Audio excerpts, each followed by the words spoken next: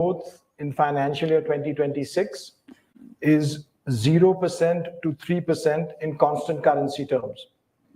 The environment is uncertain, and we will execute our plans with agility while keeping a close watch on changes. Our margin guidance for the financial year 26 is at 20% to 22%. Thank you, and then let's open it up for questions, Rishi. Thank you, Salil. Joining Salil is Mr. Jayesh Sangarajka, Chief Financial Officer, Infosys. With that, the first question is from Ritu Singh from CNBC TV18. Hi, Salil. Hi, Jayesh. Quick word with your guidance of almost no growth in this year, 0 to 3%. If you could give us more in terms of commentary on what you're seeing. For instance, from TCS, we heard about delays in decision making. From Wipro yesterday, we heard, one of the large clients paused a transformational deal. So what are you hearing? Are there ramp downs? Are there delays? Are there, any sort of cancellations in large deals? Also for Infosys, in the last 12 to 18 months, we've not seen any mega deals, being announced. What's happening in the market? Are some of these large deals drying up? What's your sense? Given that this puts larger reliance for you on discretionary spend picking up. Also in terms of sectors where you started to see shoots of recovery, for instance, last quarter you spoke about BFSI, etc. Is that continuing, or given the uncertain environment, you expect some sort of a reversal there? And just one question on the hiring and wages. The wages that were expected to be rolled out in the second phase in April, are you on track to do that? And your hiring plans for the year, 20,000 that you'd indicated, if that's also on track. Thank you. Okay, so thanks. A few questions. So first on the environment, I think we see there's uncertainty in the environment. We have several deals that we closed in the last quarter and the quarters before. Those are today moving into the appropriate next phases. We've not seen a change in that. We are seeing in areas where there's focus on changes which may come. They could be in industries where there are changes that could come because of the changes in the regulations. There could be an impact. Jayesh will comment a little bit about how we've constructed the guidance based on that. In terms of mega deals, we had 2 mega deals in the last financial year. We have a pipeline of mega deals today. What is sort of what we saw in the past when things of this nature happen, which is changes in the environment. There's also an interest with clients on cost takeout, automation and efficiency and consolidation. We will see how it plays out because it's only a few days as clients have looked at it. But we have seen our large deals moving, meaning which we have closed, moving into the next phases as was evident. Yeah, so adding to what Salil said on the guidance. Look, we run multiple models which run up to the guidance at various ends of the guidance, bottom end, middle end, or the top end. The fact that we gave a 3-point guidance reflects there is uncertainty in the environment. At the bottom end of the guidance, we have baked in some deterioration in the environment, some heightened uncertainty. At the top end of the guidance, we have assumed a steady to marginally improving environment at this point in time. Coming to the second question on wages, we are on track on our wages. Large part of the wage increments were rolled out in January, and the balance is rolled out in April, effective 1st April. So we are on track on that. And in terms of FY26 hiring, we are expecting to hire 20,000 plus freshers. Sorry, can you repeat that? How many freshers? 20,000 plus, what we had said earlier. We are on track of that. There were reports of Infosys laying off, some of these fresh campus recruits because according to your own statement, there were 337 of these as opposed to media reports of 700 plus. And you said that was because of their weak performance. If you could clarify, what exactly happened there? Are you not able to find the right talent? Is the number still, at what you'd said in your statement? Is it larger? Just a statement from you on that. So let me take that one.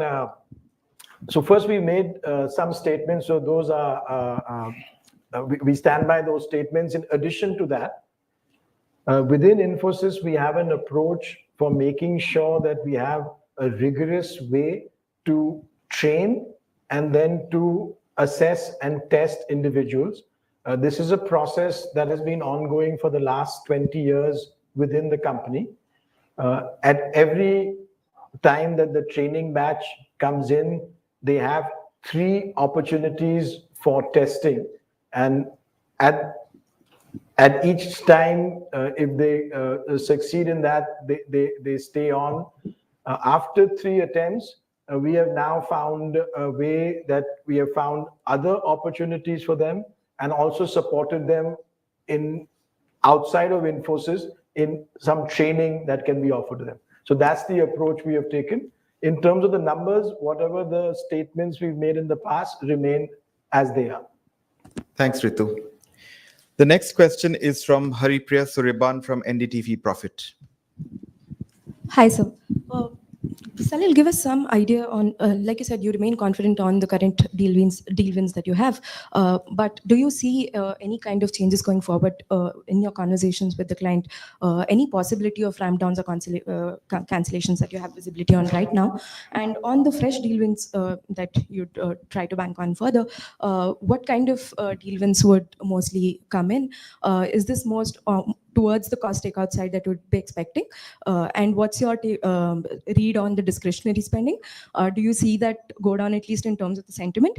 And would it pick later towards the year? And also, how many quarters are you expecting this uncertainty to stay on? Because one of your competitors said at least towards the second part of the year, things should get better. And Jayesh, on the margins, stayed on the narrow band, what are the levers that you'd have going forward? How do you plan to, what are the impact that this current environment will have, and how would that be baked in? So on the environment, what we see is it's an uncertain environment. And as Jayesh shared, we've taken different scenarios to look at the way we've put together the guidance. In terms of specifics, as of now, we have seen the deals that we have won in the recent quarters are now continuing to ramp. My view is we will see, because of the changes in the economic outlook, there will be some discussions which will be focused on more consolidation, more cost pressures with clients. But at this stage, we have not seen a change in that. However, the guidance has factored in what we anticipate in different scenarios, because all of this is happening in the last few days. Yeah, question margin. On the margins, if you look at FY25, we have expanded margins by 50 basis points. That's a clear reflection of our endeavor, which we had said at the beginning of the year, to improve margins. We have improved margins despite multiple headwinds. We had a full year impact of the comp that we did in the previous year in November. We have paid higher variable pay to our employees. We had many of the large deals ramping up during this period. We did an acquisition, so there was an acquisition-related impact. And despite all of those headwinds, we have been able to increase our margins by 50 basis points. So that's just a clear reflection of what we have been doing. And we do see opportunities in terms of increasing from VBS in terms of pricing, etc., in terms of lean automation, of doing more productivity, increasing nearshore and multiple of our geographies, etc. So there are opportunities to improve margins from where we are today. Thank you. The next question is from Chandra Shrikant from Money Control. Hi, Salil. Just wanted to understand the 0.3 to 3% guidance. Does it bake in impact of tariffs? How much of it is happening because of GCCs? Have there been any project delays, cancellations? If you can give us a sense of that. And, are there verticals or niche platforms that you're building which has outcome-based pricing? And is it time to let go of this 20% margin threshold? How are you sort of going to win deals in the current environment? And between US and Europe, where do you see more uncertainty right now? Thanks. So on the guidance, Jayesh will give a view on the platforms. Let me start off, and then we can come to the other ones. I think we are very clear with AI that there's a huge change in how agent-based platforms are being created. So we have now work we are doing with clients where these are being leveraged. We have examples in telco clients, we have examples in financial services clients, we have examples in services companies. It's quite broad-based what we're seeing on platforms. It's also building on the small language model that we built in financial services, leveraging Finacle. We have also started to do work across other industries where we will build these sort of models. So we see a lot of the platform activity expanding, and we think that that's something that we are well positioned to execute on. On the guidance part. Yeah. So on the guidance, as I said earlier, there are multiple models that we have built. At the bottom half of the guidance, we have assumed, heightened impact from all the macro environment. And on the top end of the guidance, we have assumed steady to marginally improving, environment. It's very difficult to split out how much of that is because of tariffs, how much of that is because of GCC. But on the overall environment, when I look at, at the bottom of the guidance, we have factored in some, increasing uncertainty. Hi, Rishabh here from Money Control. So in the last, fiscal, you said you'll hire 15 to 20,000, which you're on track. And this year we see that you have added over 6,000 personnel for this fiscal. So where did are you losing out mid management to GCCs? If you could add a color on that. Yeah, so overall headcount has increased by 6,000. We have hired 15,000 freshers. So the balance is obviously the attrition, at various levels that has happened.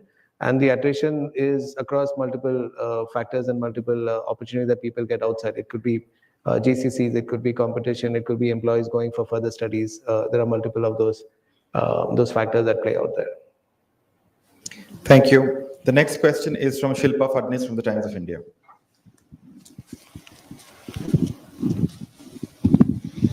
Hello, sir. We gather that Infosys has set up an internal business unit focused on GCC specifically. It's called the Project Altius. Can you share more light on that? And we hear there is a new internal leader who's also going to be there.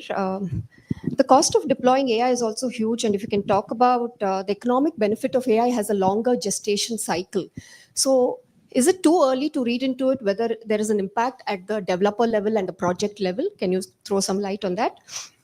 And secondly, the gestation cycle, especially for productivity gains, more and more customers are demanding that. Is it putting pressure on IT companies, especially with forward pricing on productivity gains? More customers are asking that. This is going to put more pressure on the run part of the business. Can you throw some light on that? Let me start off with respect to GCC. Over the last several years, we've had attention on working very closely with GCCs and working with clients either to help to set up or to scale or do different models for GCCs. Recently, we announced a very large win in GCCs with a services business, with an airline business. So we feel quite good. There is no new unit or anything. It's something which is there across all of our go-to-market areas and also with many of our service lines because the interaction with GCC is quite spread out. Then I think the question was on productivity. Most clients are looking for significant productivity benefits. Now, in the area of customer service, it's quite clear what that is, and we are participating. We don't have a large voice business or anything. We are participating in a joint ops and tech projects with clients where those type of benefits are visible, and we are in a position to commit. What we are doing is making sure we share with clients what we are able to deliver and what is visible for us. They might sometimes meet with or not meet with what the clients are looking for. On terms of the investments in AI on the productivity of the like the developers and so on. So there's some good examples. So if you look at Finacle, it's our own product.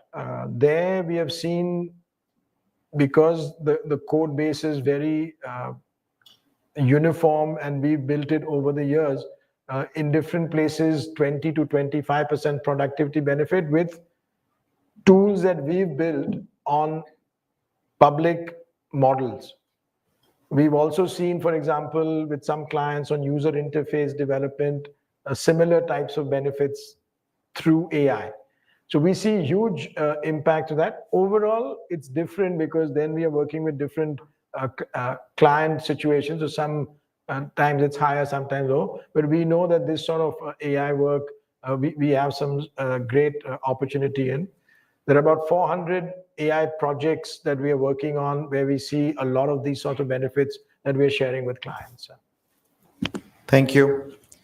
The next question is from Beena Parmar from the Economic Times. Hi, Salil. A few things you mentioned about productivity benefits being passed on. Could you tell us, what kind of percentage of revenue cannibalization are you seeing because of that?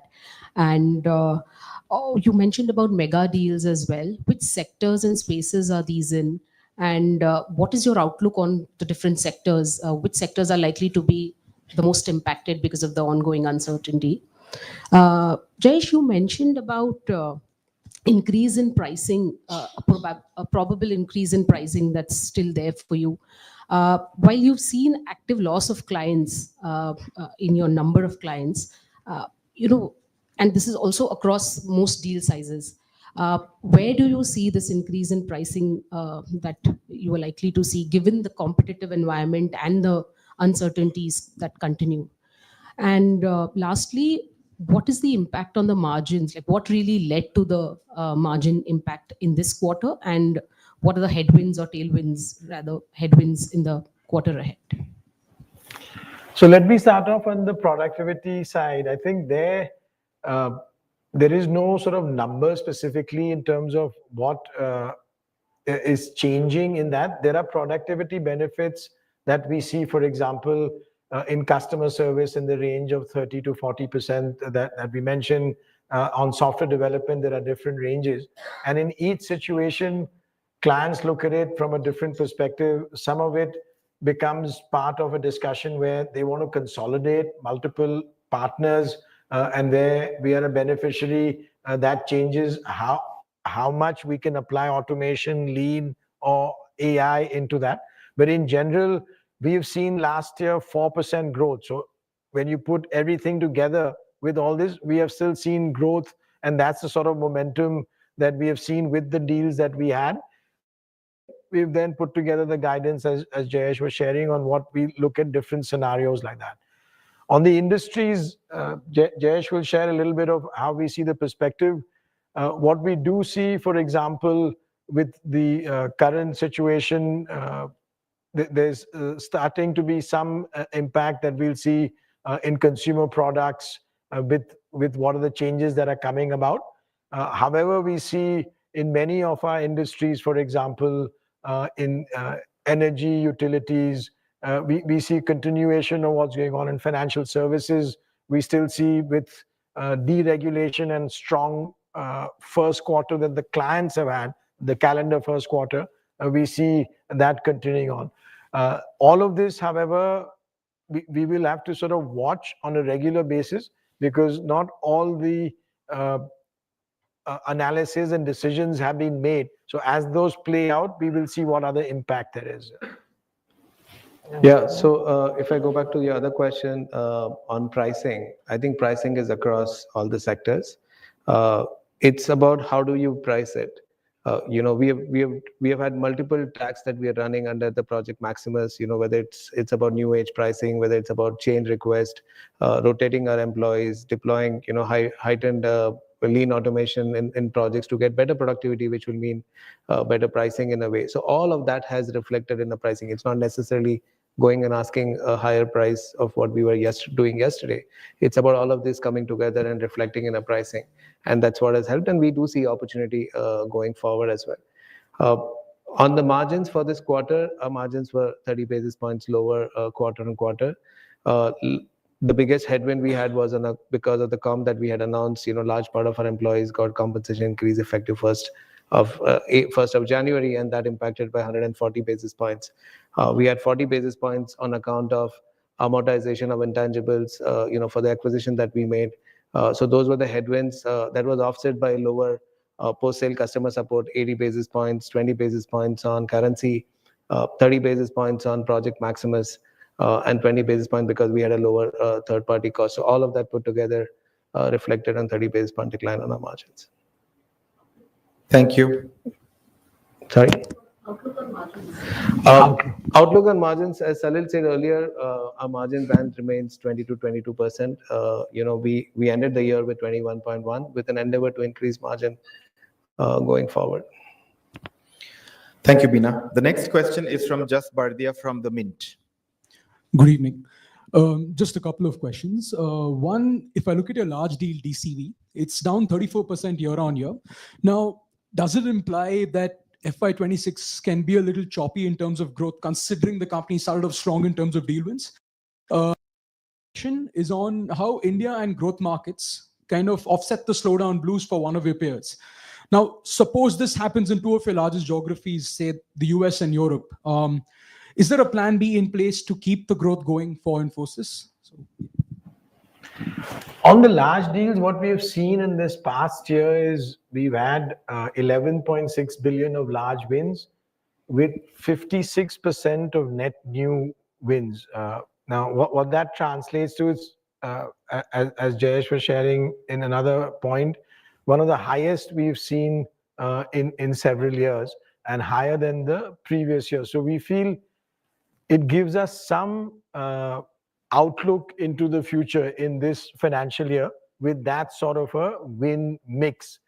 Having said that, again, as Jayesh was sharing earlier and I shared, on the guidance, we've taken a view on different scenarios, building from the low to the high and slightly broadening, expanding to 3 points, the range of the guidance. In terms of other markets, first, we had a very strong growth in Europe in the year that is just finished. We see that we have increased the percentage of our revenue in Europe over the years. We've made several investments and scaled up in different geographies in Europe. So that's a good market for us. With the changes in the environment, we will sort of see what develops. We have a good business in India, but it's a small business. And we have a good business in other markets, for example, in other parts of Asia. But relative to our overall size, still a small business. So the way the environment develops is what will drive. And as the range that we shared, how we've constructed the scenarios, will drive the guidance there. Thank you. The next question is from Avik Das from the Business Standard. Salil this side. A couple of questions to you and a couple to Jayesh. Salil, if you can throw some light upon the BFSI business, while you did talk about some green shoots emerging in the third quarter, small deals coming back, which shows discretionary spend. Considering the impact of the tariffs, mainly perhaps on the manufacturing and the retail, do you see any impact on the BFSI as well? Turning conservative in terms of spending, both in cost optimization as well as in the discretionary spending part. And also, as you bank on large deals and you have a pretty robust pipeline, given the uncertainties, do you think that large deals, at least for this fiscal, will take longer time to actually materialize? Will that going to be a challenge? Jayesh, one question was, will margins come under pressure as vendor consolidation takes place in this uncertain environment? What sort of margin pressure do you anticipate, if at all? And considering the guidance that you have provided, and also you talked about hiring 20,000 freshers this fiscal, just trying to balance these, like what gives you the confidence that you can actually go ahead with that strong hiring numbers for this year? Thank you. So on financial services, again, the first point is that we are in an uncertain environment. Having said that, what financial is for our end clients, their own results, what have been declared, have been fairly strong. So in some ways, that volatility has helped some trading business and so on. We see from our client base looking into the first quarter that there is activity, there is good amount of work that we are seeing. So we are not seeing something that has changed in financial services. Now, as things stabilize on the overall economic environment, we will get a better sense of what the eventual full year will look like. But this is what we see on financial services today. I think on the deals, typically, first the pipeline is, we have a good large deals pipeline. What typically we've seen in the way we build our business portfolio is when there's high economic growth, we have digital, we have cloud, we have new AI now. When there's more cost focus, we have efficiency, automation, consolidation, and productivity through AI. So we have both of those levers. And typically, when there's more cost attention, as they might be in this environment, we will see large opportunities for cost takeout and consolidation. And we feel quite well positioned, as we've done in the past, to benefit from that.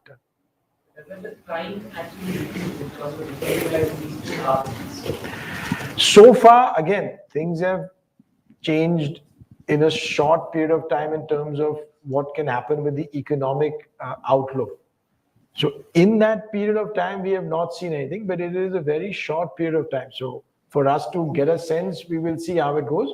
But sometimes, again, this is from the past, when there's a cost imperative, also sometimes decision making is quicker to say, look, can we get a cost takeout done quickly? So we don't know. We will see how that plays out. Yeah, on the other two questions, I'll answer the last one first, which is on the hiring. If you look at the 20,000 hiring that we are talking about, it's a growth. It's a combination of attrition, backfilling the attrition and the growth.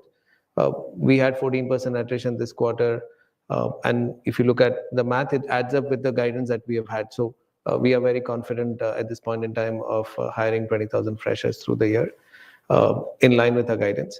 And on the vendor consolidation and the pricing impact, I think if you look at last few years, and we've been gaining market share, it's a clear reflection that we have been on the positive side of the vendor consolidation, and that gives us the confidence that we would be able to retain the pricing and the pricing power there. Thank you, Jayesh. The next question is from Sanjana B from the Hindu Business Line. Hi, good evening, gentlemen. So, Salil, are you at all looking to reduce your reliance on the US markets amid all the uncertainties that are prompted by the tariff discussion? If yes, what are some other geographies that you're concentrating on? And from a sectoral perspective, are you at all seeing some initial tailwinds? If yes, what are those? And while some of your peers reported some softness in Europe, you yourself said that you've seen some growth in the geography. Could you elaborate on what worked for you, to prompt this growth? Yeah, thank you. So first on the US, I mean, we've just announced an acquisition in the US in energy and in consulting. We remain in a longer term view positive on technology changes and positive on the markets we are in. We may see some uneven activity in the shorter or medium term, but in the longer term we do, and that's one of the signals for us that we made the acquisition. Having said that, we are looking to expand in other geographies in addition to what we're doing in the US. For example, the Japan announcement, we have a new partner who's joined our joint venture, or the acquisition in Australia. So we are quite positive in the medium to long term on technology, how it will change, how AI will impact it, and our role in all of that. We will see how it develops with the current uncertainty and how long that takes to change. On Europe, we also commented last quarter, which holds today, that while Europe overall, we have done well for the year, the automotive sector in Europe, we had already talked about, we are seeing some slowness. And that continues in what we are seeing, even as we see the outlook today. Thank you. The next question is from Sai Ishwar from Reuters News.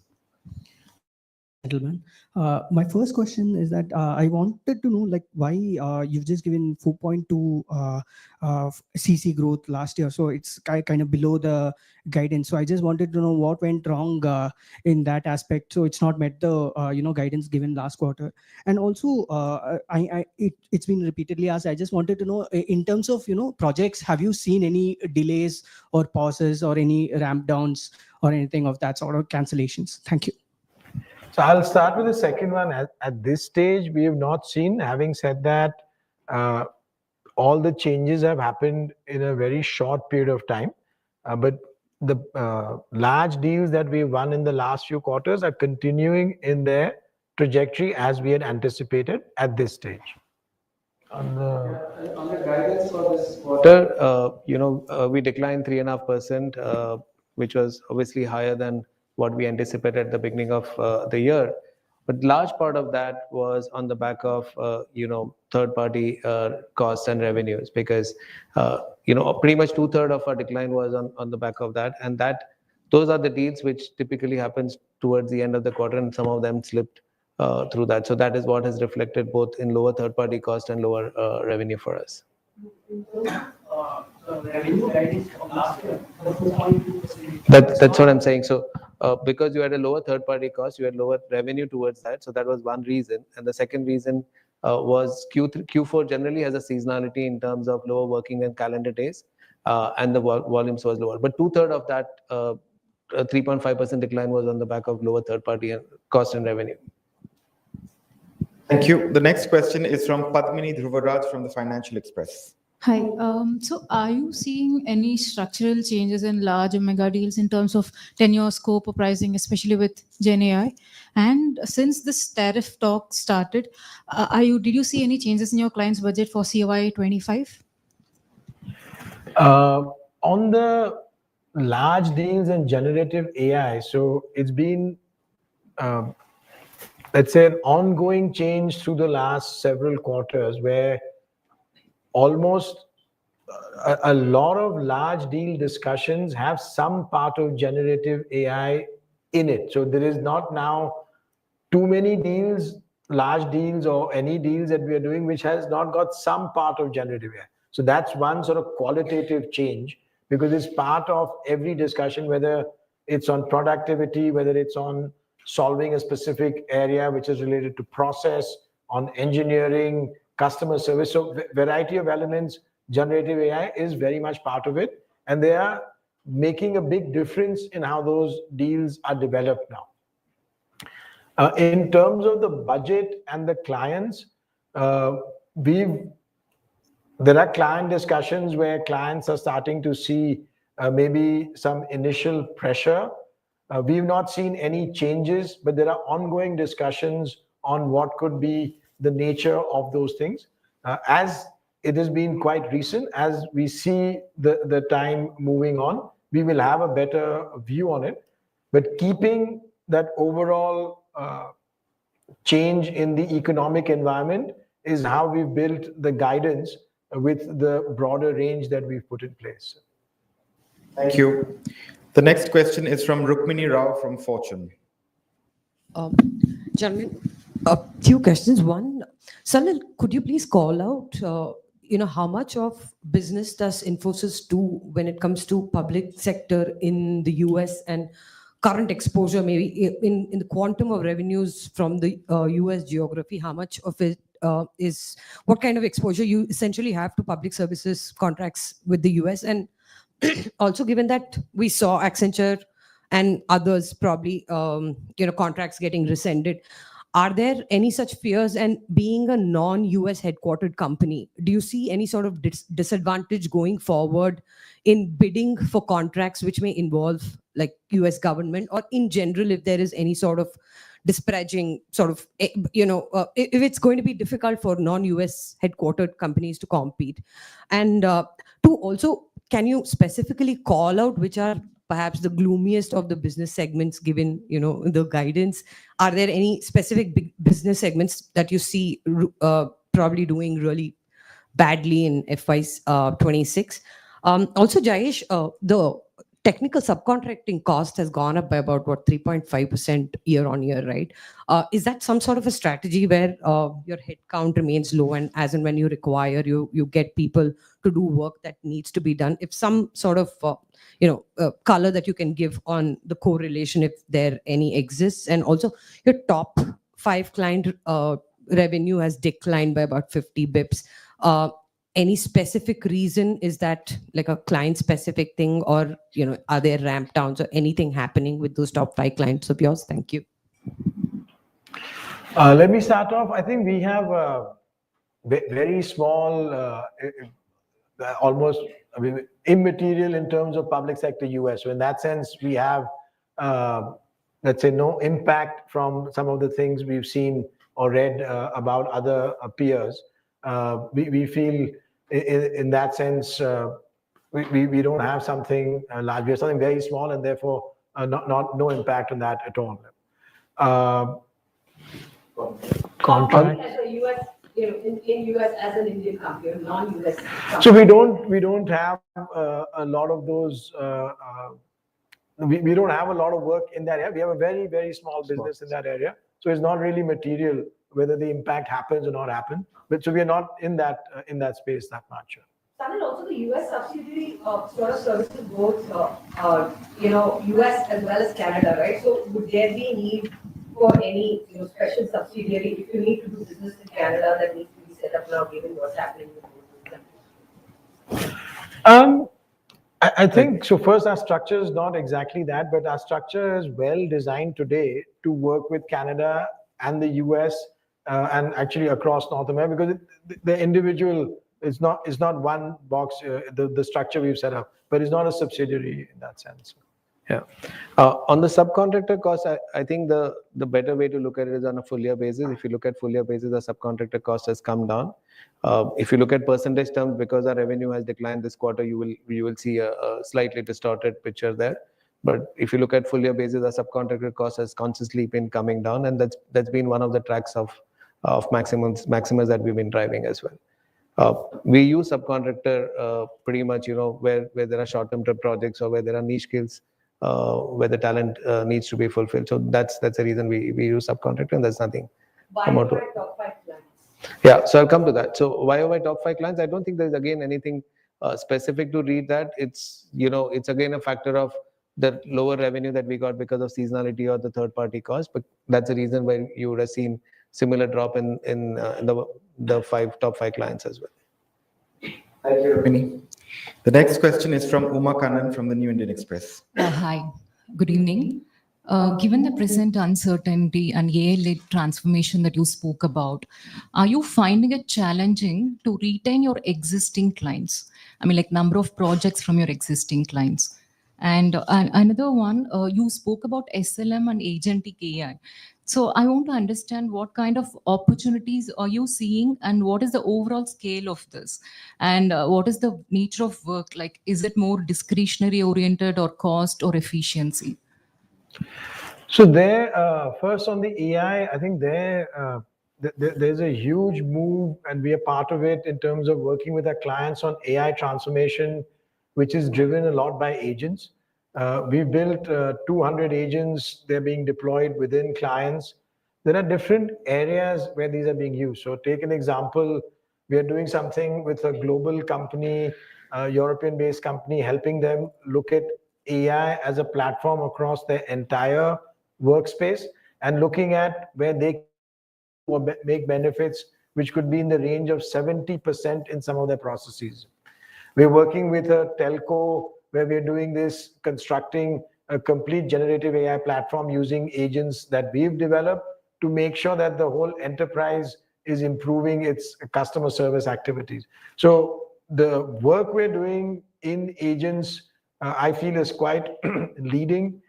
It's part of our Infosys Topaz, and we have a lot of attention with our clients where we're making those transformations. The other question? Yeah, the question was about, like, are you finding it challenging to retain more projects from your existing clients? So there, we are working very well with our existing clients. The projects are going on.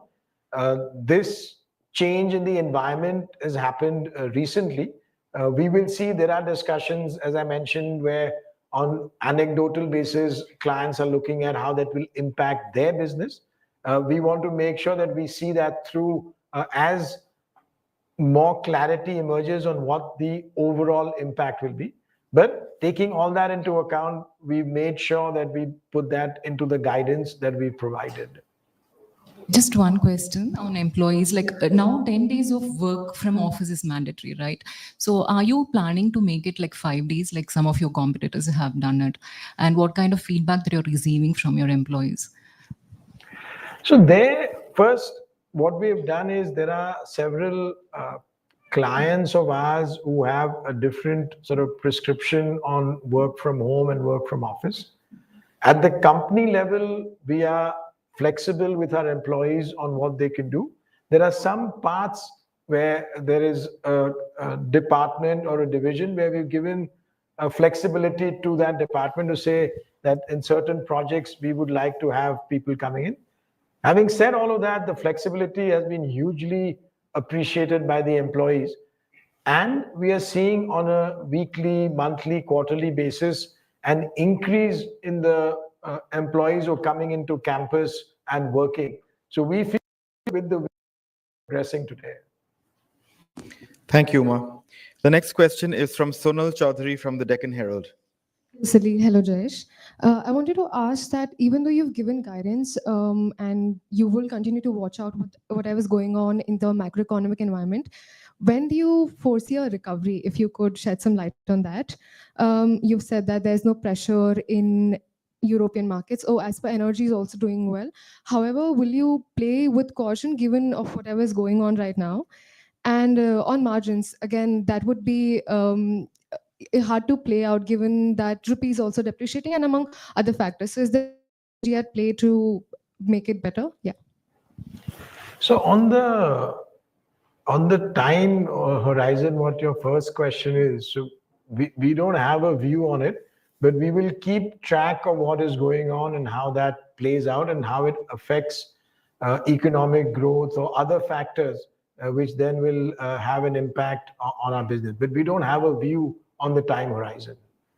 On the margins, currency would generally benefit. So if rupee is depreciating, in the short term, it does benefit.